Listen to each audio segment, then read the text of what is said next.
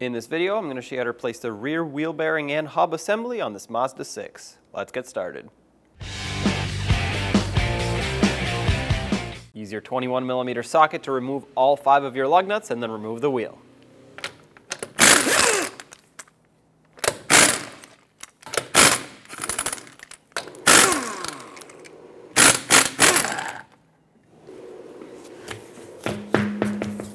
Now I want to remove the entire caliper and bracket assembly with the pads and everything just as a unit. There's no reason to separate them. Use a 14mm socket and remove this bolt down here. There's another one up top. Break it free first. Make sure you have some leverage. These can get pretty tight sometimes. I'm not going to remove this completely until I break the top free, just so the caliper doesn't come off of the knuckle. Once that top is broken free, just go ahead and remove both of them.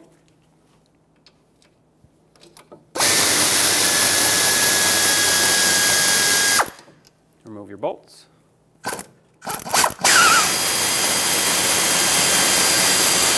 Once you get those out, you can remove the caliper and set it aside on top of this upper control arm where it's not going to pull on the brake hose.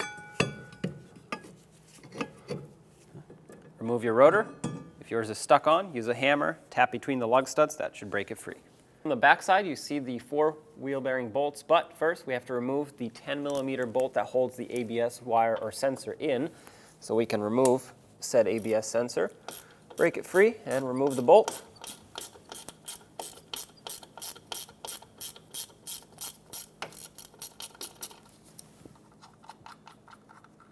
With it out, sometimes you can grab the sensor and wiggle it out. Looks like that is the case for us. It's just an O-ring in there.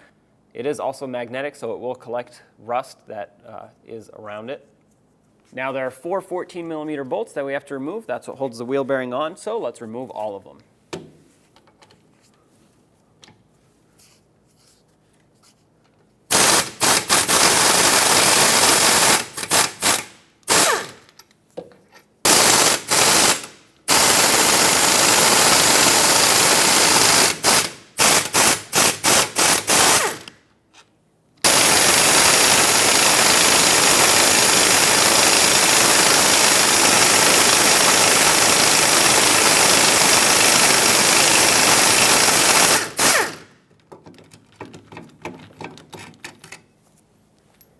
This one, because the shock is slightly in the way, I'm going to break it free by hand first, and then I can put my power tool on it with a swivel.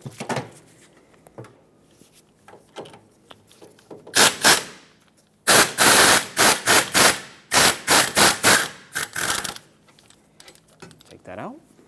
At this point, let's hammer the wheel bearing, wheel hub off of the knuckle. Hopefully you don't have to hammer it a lot, but a lot of times it is seized inside here, so take your hammer, swing at it back and forth until it pops free.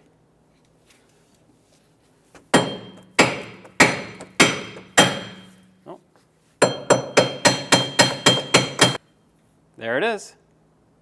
Now you want to make sure you clean up this area. I'm going to use a wire wheel on a drill and clean out the inside bore of the knuckle here. And then I'm going to sand the outside flat just so the new wheel bearing can mount properly.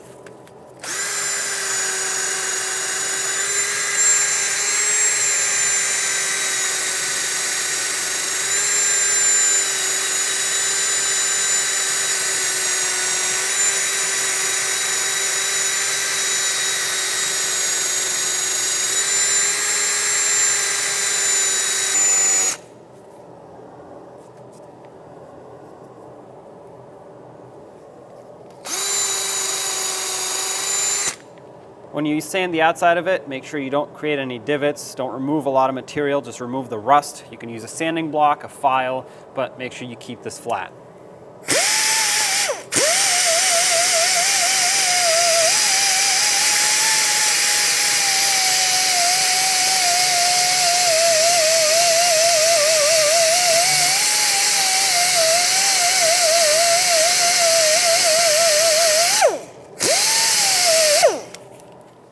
It's looking pretty clean now, so let's clean this off, rinse it off with brake parts cleaner.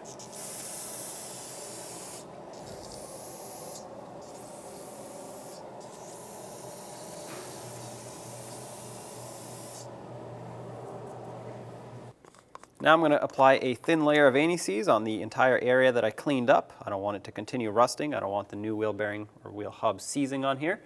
So I'm going to coat this. Once again, a nice thin layer will do the job.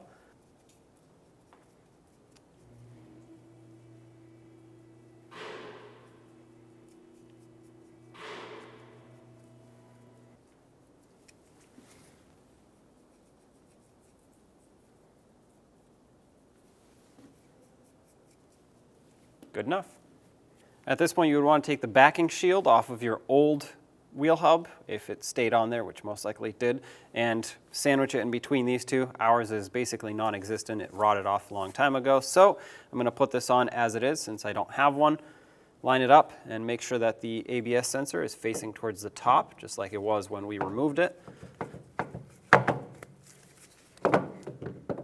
If it doesn't go in perfectly straight, you can help it out with a rubber mallet. Just make sure you don't hit the lug studs.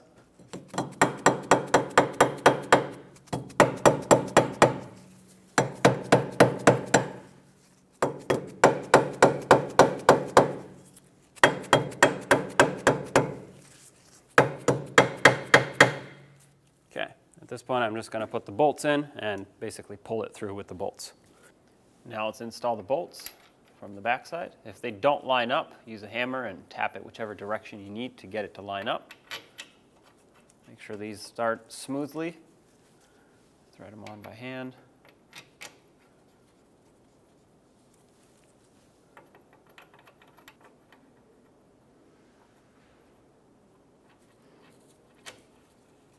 Once they're started on, I'm going to tighten them in a cross pattern so I can pull the wheel hub up against the knuckle evenly.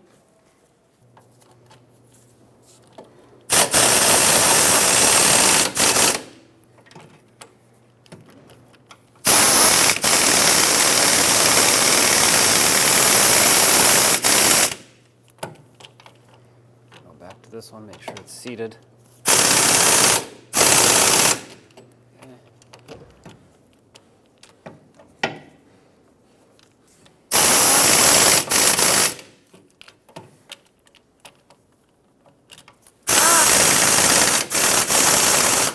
Okay, I had my air tool turned all the way down. The torque for these is 90 foot-pounds. I'm also going to go in a cross pattern for that.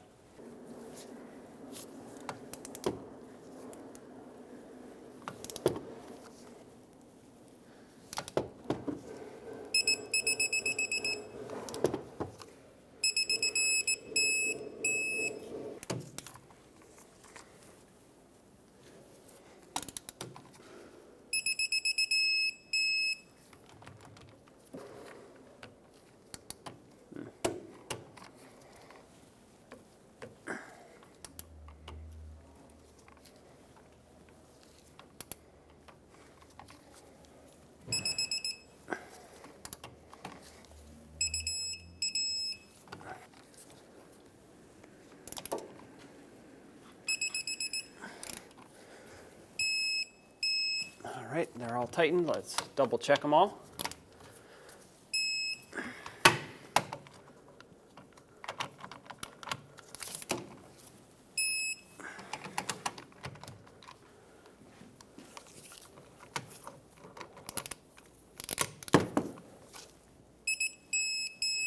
All right, let's reinstall the ABS sensor. Make sure it gets seated all the way before you put the bolt in so that when you tighten it, it doesn't break that ear off.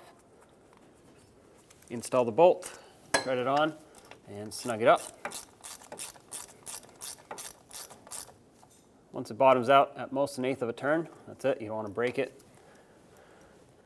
Even though the hub is brand new, you want to coat it with an anti-corrosive coating. I'm going to use anti-seize. Don't use a lot. You just want a thin layer, enough to coat it, but not enough to start flinging up at the rotor as you drive, especially at higher speeds, as this spins really fast.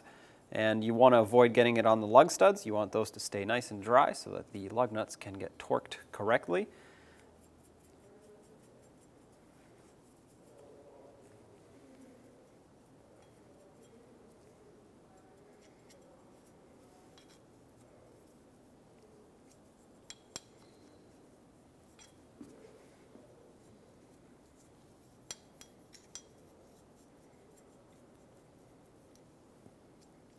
There we go.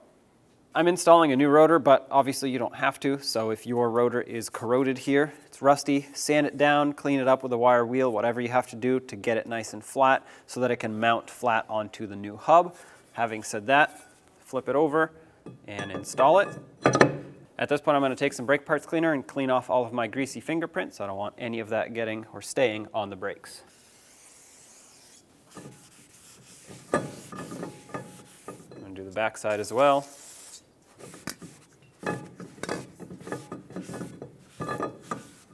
There we go. Get that caliper back over the rotor and line it up with the 2 mounting holes on the knuckle. Have your bolts ready. I'm going to start the upper one in first, just because it's lined up and it's easier for me to reach.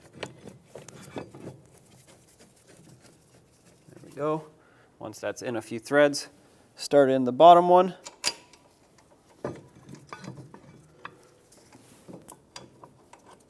Move the caliper around as necessary to get these lined up, and let's tighten it up.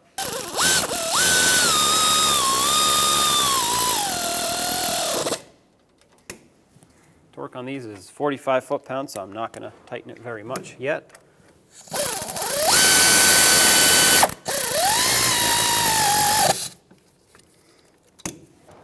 .45 foot-pounds is the torque on these bolts. That's one. Those are tight, so let's put the wheel on. Let's get the wheel back on. Make sure it's seated. Start on all 5 of your lug nuts, bottom them out in a cross pattern, and then also in a cross pattern, torque them to 85 foot-pounds.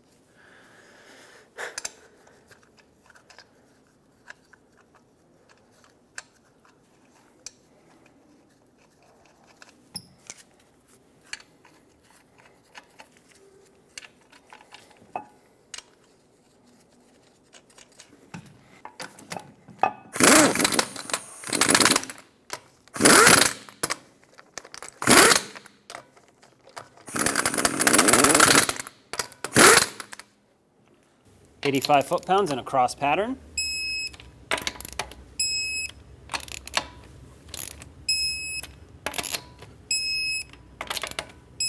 Double check them all.